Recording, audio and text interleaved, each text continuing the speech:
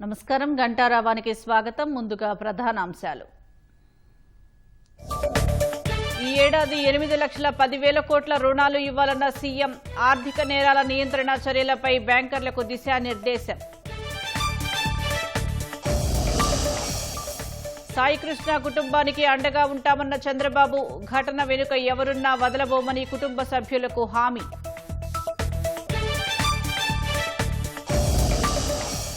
రాజధానిలో అరణ్యరామం ఏర్పాటుకు పవన్ భూమి పూజ. రాష్ట్ర అటవీ పరిరక్షణ వ్యవస్థ బలోపేతం దిశగా అడుగులు.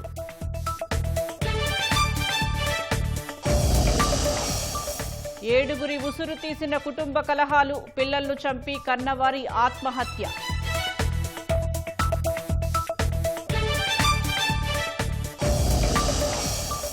జూన్ 21న నీట్ యూజీ పునఃపరీక్ష యథాతథం నిలిపివేయాలన్న పిటిషన్ను కొట్టివేసిన సుప్రీంకోర్టు.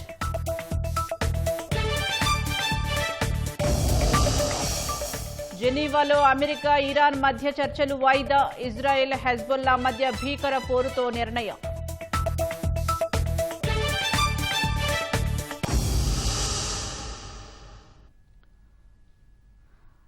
రెండు 2026-27 ఆర్థిక సంవత్సరానికి 8,10,000 కోట్ల రుణాలు మంజూరు చేయాలని ఎస్ఎల్బీసీ సమావేశంలో నిర్ణయించారు. డిజిటల్ ఆర్థిక నేరాల నియంత్రణ దిశగా బ్యాంకులు చర్యలు తీసుకోవాలని బ్యాంకర్లకు సీఎం దిశానిర్దేశం చేశారు. డిజిటల్ అరెస్టులు, ఇతర సైబర్ నేరాలకు అడ్డుకట్ట వేసేందుకు ప్రత్యేక ఎస్ఓపీ రూపొందించాలని సూచించారు. ముఖ్యమంత్రి చంద్రబాబు అధ్యక్షతన సచివాలయంలో 235వ రాష్ట్ర స్థాయి బ్యాంకర్ల కమిటీ సమావేశం జరిగింది. ఈ సందర్భంగా రాష్ట్ర వార్షిక రుణ ప్రణాళికను విడుదల చేశారు. వ్యవసాయం సహా ప్రాధాన్య రంగాలకు 5.4 లక్షల కోట్లు, ఇతర రంగాలకు 2.70 లక్షల కోట్లు ఇవ్వాలని ప్రణాళిక చేశారు. వ్యవసాయ రంగానికి 3.60 లక్షల కోట్లు, పంట రుణాల కింద 2 లక్షల కోట్ల రుణాలు ఇవ్వాలని బ్యాంకులు నిర్ణయించాయి. వ్యవసాయ యాంత్రీకరణ 10,693 కోట్ల ఆర్థిక సహకారం అందించాలని రుణ ప్రణాళికలో ఖరారు చేశారు. ఎంఎస్ఎంఈ రంగానికి 1.55 లక్షల కోట్లు, మైక్రో ఎంటర్ప్రైజెస్ కోసం 70,000 కోట్లు, గృహ నిర్మాణానికి 11,500 కోట్లు, విద్యా రుణాలకు 2,500 కోట్లు కేటాయిస్తున్నట్లు వెల్లడించారు. వన్ ఫ్యామిలీ వన్ ఎంటర్ప్రెన్యూర్ లక్ష్యం ప్రకారం పెద్ద ఎత్తున వ్యాపారవేత్తలను తయారు చేయాలని ప్రభుత్వం లక్ష్యంగా పెట్టుకుందన్న సీఎం ఎంఎస్ఎంఈ రంగానికి తగినన్ని రుణాలు ఇచ్చి ప్రోత్సహించాలని బ్యాంకులకు నిర్దేశించారు. ఆక్వా రంగాన్ని బ్యాంకులు ప్రోత్సహించాలని, సంపద సృష్టికి ఇది మంచి అవకాశమని సీఎం అన్నారు. బ్యాంకులకు అవసరమైన సహకారం అందించేందుకు ప్రభుత్వం సిద్ధంగా ఉందన్నారు. రుణ వితరణ, ఎన్పీఏలపై బ్యాంకర్లు, అధికారులతో కమిటీ ఏర్పాటు చేయాలని ఆదేశించారు.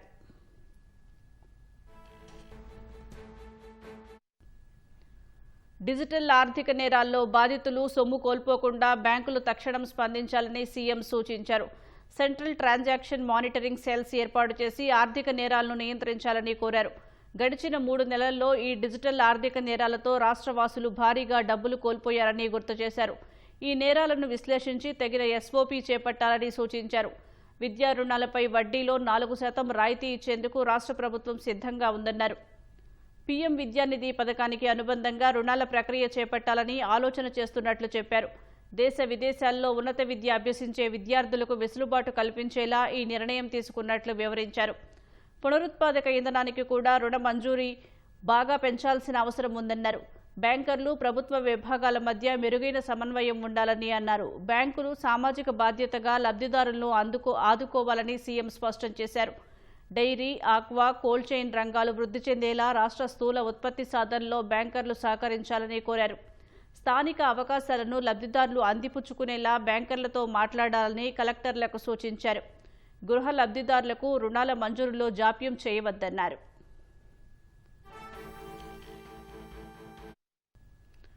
రాజధానిలో భూములు తీసుకున్న బ్యాంకులు త్వరగా నిర్మాణాలు పూర్తి చేయాలని చంద్రబాబు నిర్దేశించారు. ప్రతి బ్యాంకు ఒక ఐకానిక్ భవనం ఉండేలా చూసుకోవాలన్నారు.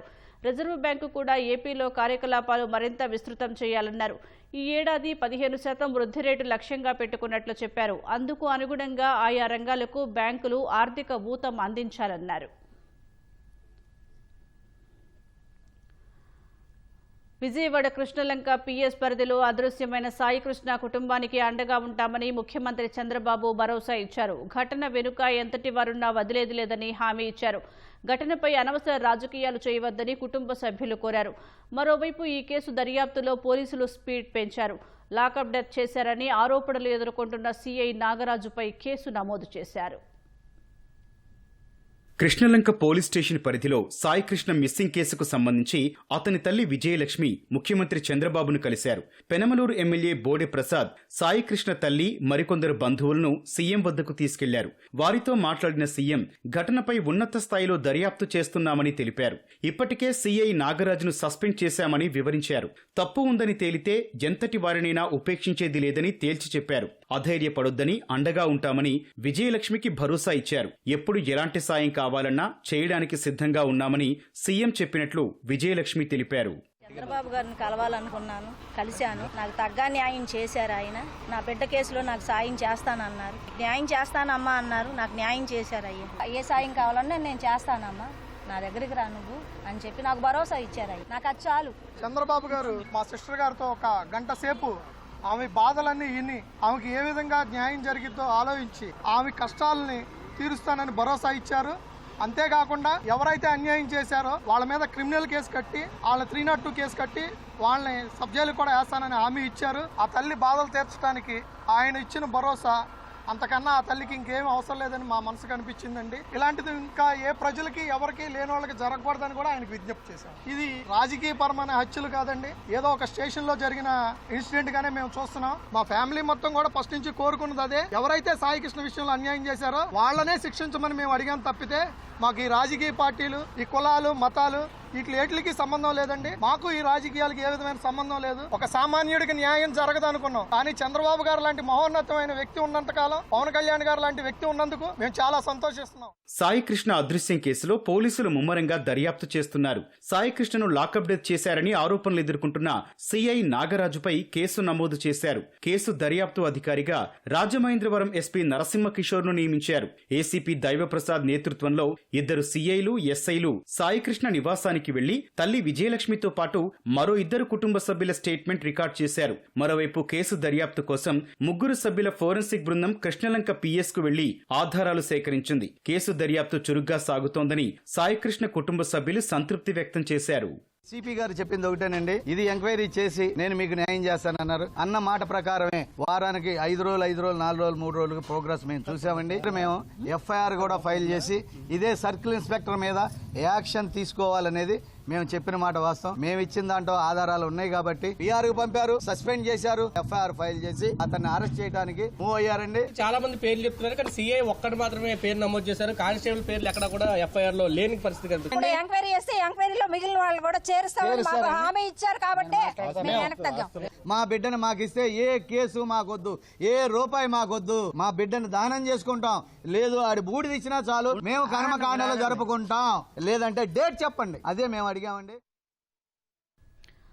రాజధాని అమరావతి పరిధిలో అరణ్యరామం ఏర్పాటుకు ఉప ముఖ్యమంత్రి పవన్ కళ్యాణ్ భూమి పూజ చేశారు. అడవులు, వన్యప్రాణి సంరక్షణతో పాటు అధికారులు, ఉద్యోగులకు శిక్షణ కోసం ఈ కేంద్రాన్ని ఏర్పాటు చేస్తున్నారు. మంగళగిరి ఎయిమ్స్ సమీపంలోని బ్రహ్మానందపురంలో 27 కోట్ల రూపాయల వ్యయంతో 48,000 చదరపు అడుగుల విస్తీర్ణంలో అరణ్యరామం నిర్మితం కానుంది. పరిశోధన, శిక్షణ, ఎకో టూరిజం, వన్యప్రాణి పర్యవేక్షణ, కమాండ్ కంట్రోల్ సదుపాయాలతో రాష్ట్ర అటవీ పరిరక్షణ వ్యవస్థను ఇది బలోపేతం చేయనుంది. అరణ్యరామం డిజైన్లను పరిశీలించిన పవన్ కళ్యాణ్ కల్పించే సౌకర్యాలు, శిక్షణ గురించి తెలుసుకున్నారు. అరణ్యరామంలో 7 విభాగాలు కార్యకలాపాలు నిర్వహించేందుకు అవసరమైన సౌకర్యాలు కల్పించనున్నారు. అటవీ శాఖ బలోపేతానికి ఈ అరణ్యరామం ఎంతగానో ఉపయోగపడుతోందని ఉన్నతాధికారులు తెలిపారు. అరణ్యరామం అనేది ఏంటంటే ట్రైనింగ్ ఫెసిలిటీ అండి. బేసికల్గా అన్ని మనకి డిఫరెంట్ దీంట్లో ఉన్న ఆస్పెక్ట్స్ ఉన్నాయి. మన ఫారెస్ట్రీలో వైల్డ్ లైఫ్ కావచ్చు, ఎఫారెస్టేషన్ కావచ్చు, ఈకో టూరిజం అన్నిటి మీద కూడా అంటే కెపాసిటీ బిల్డింగ్ మన స్టాఫ్కే కాకుండా లోకల్ మాకు ఏదంటే ఫ్రింజ్ విలేజెస్తో మాకు చాలా ఇది ఉంటుంది, రిలేషన్ ఉంటుంది. అంటే మా అన్నీ కూడా కమ్యూనిటీ బేస్డ్ యాక్టివిటీస్. దాన్ని సపోర్ట్ చేయడం కోసమని ఈ ఫెసిలిటీ చేసాం అనమాట. ఎందుకంటే మనకి స్టేట్ సెపరేట్ అయిన తర్వాత మనకి ఎలాంటి ట్రైనింగ్ ఫెసిలిటీ లేదు. కంబైన్డ్ ఆంధ్ర ఉన్నప్పుడు అంటే హైదరాబాద్ దగ్గర దోలపల్లి అనే ఒక అకాడమీ ఉండేది. ఈ పర్పస్లు అన్నీ కూడా సర్వ్ చేసేది. ఇప్పుడు మనకి ఏం లేదు కదా, అందుకోసం ఇది తీసుకొస్తాం. అంటే రెగ్యులర్ స్టాఫ్ని ట్రైన్ చేస్తాము ట్రైనర్స్గా, ప్లస్ అవుట్సోర్సింగ్ ద్వారా కూడా తీసుకుని మనందరికీ ఏంటంటే కంటిన్యూస్ ట్రైనింగ్ అన్నిటి మీద జరగాలని, అంటే ప్రొఫెషనలిజం బాగా డెవలప్ కావాలని. ఫ్యూచర్లో ఎక్స్పాండ్ కూడా చేస్తాం కదండి. ఈ ఏరియాలో ఫెసిలిటీస్ ఉన్నాయి. ఒక 4 స్ట్రీమ్స్లో మనం అక్కడ తీసుకొస్తున్నాం బిల్డింగ్. స్పెషలైజ్డ్ యాక్టివిటీస్ ఉంటే వాటికి మళ్ళీ సపరేట్ పెడతాం. రాష్ట్రాలు బలంగా ఉంటే దేశం కూడా శక్తిమంతంగా తయారవుతుందని మంత్రి లోకేష్ అన్నారు. అభివృద్ధిలో రాష్ట్రాల మధ్య ఆరోగ్యకరమైన పోటీ ఉండాలన్నారు. కోల్కతాలో ఇండియన్ ఛాంబర్ ఆఫ్ కామర్స్ ప్లీనరీలో లోకేష్ పాల్గొన్నారు. ఏపీలో పెట్టుబడులకు ఉన్న అవకాశాలు అనే అంశంపై మాట్లాడారు.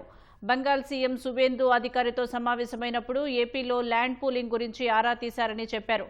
స్పీడ్, స్టెబిలిటీ, సర్వీస్ ఏపీ ప్రత్యేకతలన్న లోకేష్ విధానాల్లో స్థిరత్వాన్ని కొనసాగిస్తాయనే నమ్మకాన్ని పెట్టుబడిదారుల్లో కల్పిస్తున్నామని తెలిపారు.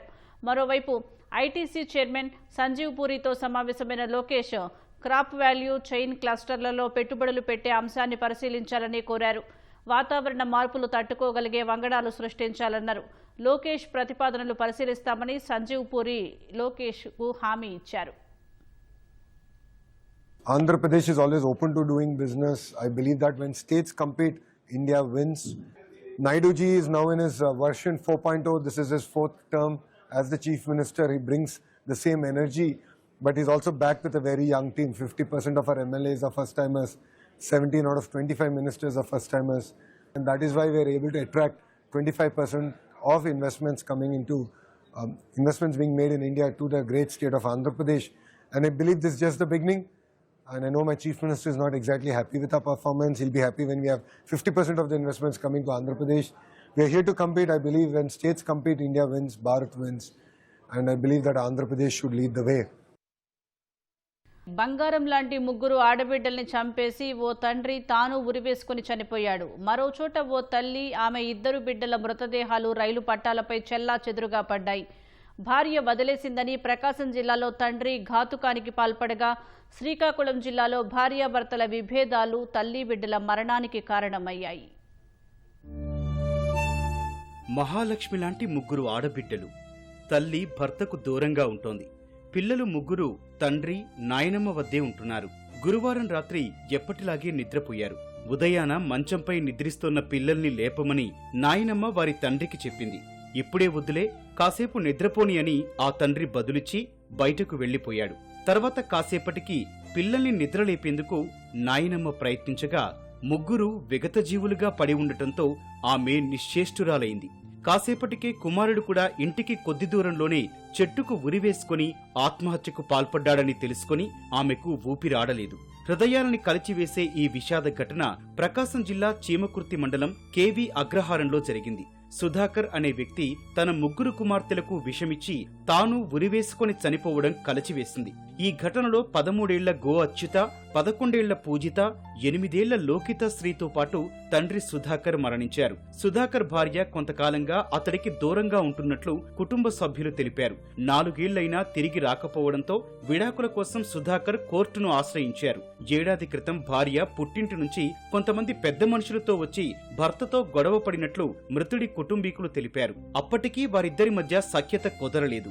భార్య వదిలేసి వెళ్లిందన్న మనస్తాపం, తల్లికి కూడా వయసవుతుండటంతో పిల్లల బాగోగులపై ఆందోళనకు గురై అతడు ఈ దారుణానికి ఒడిగట్టాడేమోనన్న అనుమానాలు వ్యక్తమవుతున్నాయి. అసలు కారణాలు తెలుసుకునేందుకు పోలీసులు దర్యాప్తు చేపట్టారు.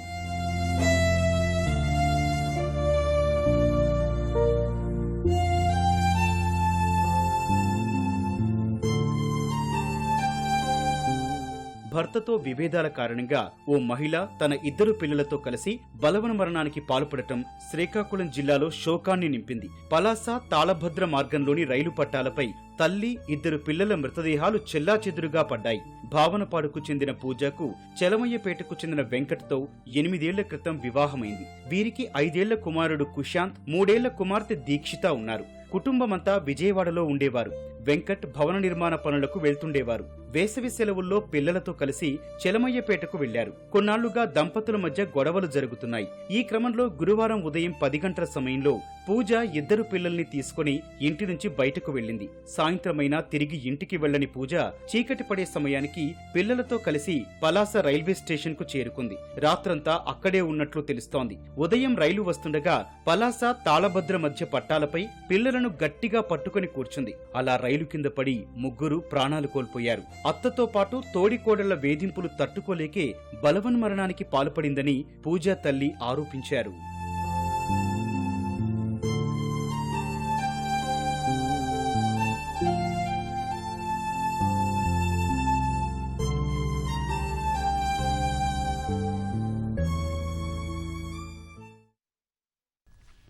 హైదరాబాద్ శివారులో నకిలీ జీబులతో భూ కబ్జాకు ప్రయత్నించిన కేసులో వైసీపీ మాజీ ఎమ్మెల్యే బొల్లా బ్రహ్మనాయుడికి బెయిల్ వచ్చింది.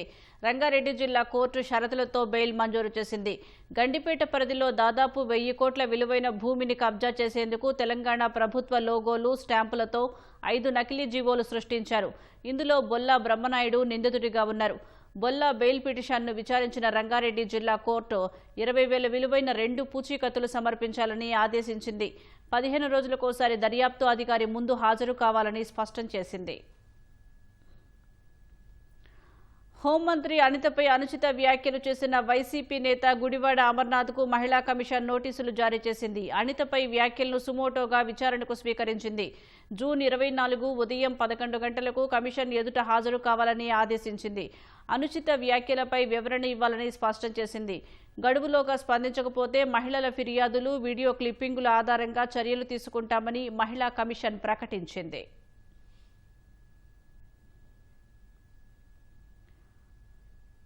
వైద్య విద్యా కోర్సుల్లో ప్రవేశాల కోసం నిర్వహించే నీట్ యూజీ రీ ఎగ్జామ్ను నిలిపివేయాలంటూ దాఖలైన పిటిషన్ను సుప్రీంకోర్టు కొట్టివేసింది. జూన్ 21న జరగబోయే పునఃపరీక్ష యథాతథంగా కొనసాగుతుందని అత్యున్నత న్యాయస్థానం స్పష్టం చేసింది. ఇటీవల పరీక్ష నిలిపివేయాలంటూ కొందరు విద్యార్థులు సుప్రీంని ఆశ్రయించారు. దీనిపై విచారణ జరిపిన న్యాయస్థానం అందుకు నిరాకరించింది. పిటిషన్లను అత్యవసరంగా విచారణ జరపాలంటూ అభ్యర్థుల తరపు న్యాయవాది కోరగా ప్రధాన న్యాయమూర్తి జస్టిస్ సూర్యకాంత్ నేతృత్వంలోని ధర్మాసనం దాన్ని తోసిపుచ్చింది. నీట్కి సంబంధించిన అన్ని పిటిషన్లు జస్టిస్ పిఎస్ నరసింహ ధర్మాసనం ముందుకు వెళ్లాయని, ఈ పిటిషన్లను కూడా ఆ ధర్మాసనమే విచారిస్తుందని స్పష్టం చేశారు. విద్యార్థులు వేసిన పిటిషన్లలో అత్యవసర పరిస్థితి లేదని సీజేఐ తేల్చి చెప్పారు. పేపర్ లీకేజీ, అడ్మిట్ కార్డుల డౌన్లోడ్లో సమస్యలు ఉన్నాయన్న పిటిషన్లను సుప్రీంకోర్టు కొట్టివేసింది.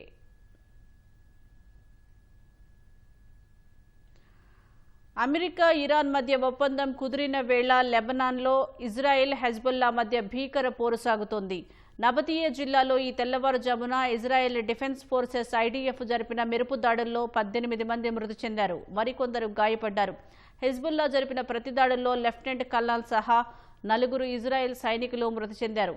ఈ దాడుల కారణంగానే ఇవాళ అమెరికా, ఇరాన్ మధ్య జెనీవాలో జరగాల్సిన చర్చలు వాయిదా పడ్డాయి. అమెరికా, ఇరాన్ మధ్య శాంతి ఒప్పందం కుదిరిన కొన్ని గంటలకే ఇజ్రాయెల్, హెజ్బుల్లా మధ్య పోరాటం ఉధృతమైంది. దక్షిణ లెబనాన్లోని నబతియే జిల్లాలో తెల్లవారుజామున ఐడీఎఫ్ జరిపిన వైమానిక, రాకెట్ దాడుల్లో 18 మంది మృతి చెందారు, కొందరు గాయపడ్డారు.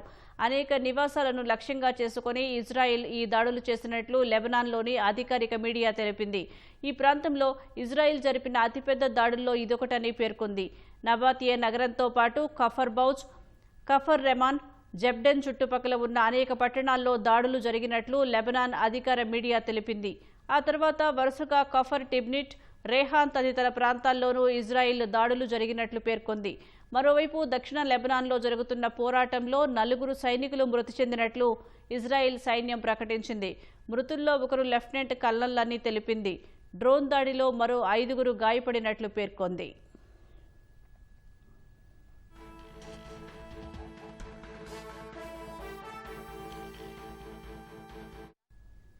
ఈ దాడుల నేపథ్యంలో అమెరికా, ఇరాన్ మధ్య ఇవాళ స్విట్జర్లాండ్లో జరగాల్సిన చర్చలు వాయిదా పడ్డాయి. హెజ్బుల్లాపై ఇజ్రాయెల్ దాడుల నేపథ్యంలో చర్చలకు తాత్కాలికంగా దూరంగా ఉండాలని ఇరాన్ నిర్ణయించుకున్నట్లు తెలుస్తోంది. ఈ చర్చల కోసం అమెరికా ఉపాధ్యక్షుడు జేడీ వాన్స్ స్విట్జర్లాండ్కు వెళ్లాల్సి ఉండగా చివరి నిమిషంలో పర్యటనను వాయిదా వేసుకున్నారు. అయితే లాజిస్టికల్ సమస్యల వల్లే వాన్స్ పర్యటన రద్దయిందని వైట్ హౌస్ పేర్కొంది. చర్చలను పునఃప్రారంభించే ముందు లెబనాన్పై దాడులు ముగుస్తాయనే హామీ ఇవ్వాలని ఇరాన్ డిమాండ్ చేస్తోంది. ఇరాన్ తీసుకున్న ఈ నిర్ణయంతో పాకిస్తాన్ విస్మయానికి గురైంది.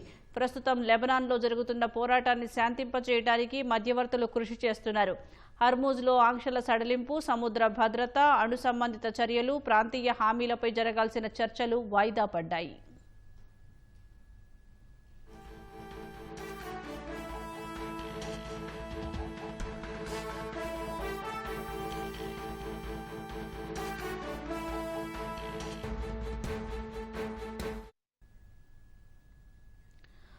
అమెరికా, ఇరాన్ మధ్య కుదిరిన తాత్కాలిక శాంతి ఒప్పందంతో ప్రపంచ వాణిజ్యానికి అత్యంత కీలకమైన హర్మూజ్ మార్గం మళ్లీ సాధారణ స్థితికి వస్తుంది.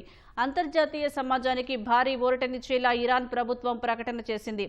హర్మూజ్ నుంచి వెళ్లే నౌకలపై రాబోయే 60 రోజుల పాటు ఎలాంటి టోల్ ఫీజు ఉండదని స్పష్టం చేసింది.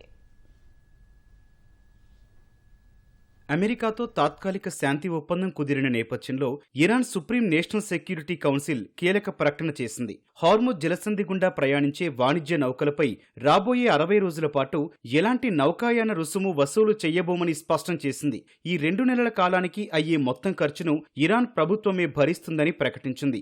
ఈ ఉచిత ప్రయాణ సదుపాయాన్ని పొందాలనుకునే వాణిజ్య నౌకలు అవగాహన ఒప్పందంలోని ఆర్టికల్ 5 కింద పర్షియన్ గల్ఫ్ స్ట్రైట్ అథారిటీకి దరఖాస్తు చేసుకోవాల్సి ఉంటుందని ఇరాన్ స్పష్టం చేసింది. ఇదే క్రమంలో నౌకల రాకపోకలను వేగవంతం చేయాలని అక్కడి అధికారులు ఆదేశించారు. భద్రతా కారణాల దృష్ట్యా ఓడలు ఖచ్చితంగా కేటాయించిన మార్గాలు, నిర్ణీత సమయపాలనను పాటించాల్సి ఉంటుందన్నారు. హార్ముజ్ జలసంధిలో అమర్చిన సముద్రపు మైన్ల తొలగింపు ప్రక్రియ కూడా త్వరలోనే ప్రారంభం కానుందని ఇరాన్ తెలిపింది.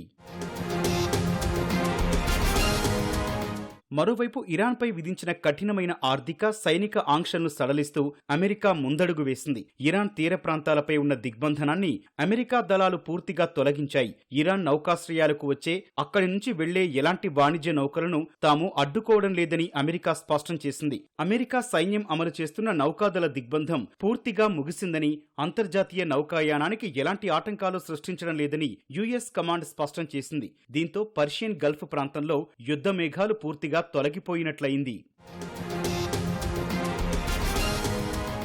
యుద్ధం కారణంగా తీవ్రంగా నష్టపోయిన ఇరాక్, కువైట్ దేశాలు తమ చమురు ఉత్పత్తిని మళ్లీ యుద్ధానికి ముందున్న స్థాయికి పెంచేందుకు సమాయత్తమవుతున్నాయి. గల్ఫ్ రీజియన్లో ప్రధాన చమురు ఉత్పత్తిదారు అయిన కువైట్ రాబోయే వారం రోజుల్లోనే తమ ముడి చమురు ఉత్పత్తిని రోజుకు 20 లక్షల బ్యారెళ్లపైకి తీసుకెళ్లనున్నట్లు ప్రకటించింది. అమెరికా, ఇజ్రాయెల్ కూటమికి ఇరాన్కు మధ్య జరిగిన యుద్ధం వల్ల కువైట్ ఇంధన మౌలిక సదుపాయాలపై దాడులు జరిగాయి. దీంతో మార్చి నెలలో కువైట్ చమురు ఉత్పత్తిని భారీగా తగ్గించుకోవాల్సి వచ్చింది. ఇప్పుడు భద్రతా పరిస్థితులు మెరుగుపడటం, హార్ముజ్ జలసంధి తెరుచుకోవడంతో కువైట్ పెట్రోలియం కార్పొరేషన్ తాము విధించిన ఆకస్మిక సంక్షోభ ఆంక్షల నోటీసులను ఉపసంహరించుకుంది. దెబ్బతిన్న పైప్ లైన్ల మరమ్మతులు పూర్తి చేశామని, కస్టమర్లకు యథావిధిగా చమురు సరఫరా చేస్తామని ప్రకటించింది. అటు పొరుగు దేశమైన ఇరాక్ కూడా ఇదే జోరులో ఉంది. ఇరాక్ చమురు శాఖ మంత్రి బాసిం మహ్మద్ ఖుదైర్ ఈ అంశంపై మాట్లాడారు. ఇరాక్లోని చమురు క్షేత్రాలు పూర్తి స్థాయిలో పనిచేయడానికి సిద్ధంగా ఉన్నాయని, ఉత్పత్తి క్రమంగా యుద్ధానికి పూర్వస్థాయికి చేరుకుంటుందని ధీమా వ్యక్తం చేశారు.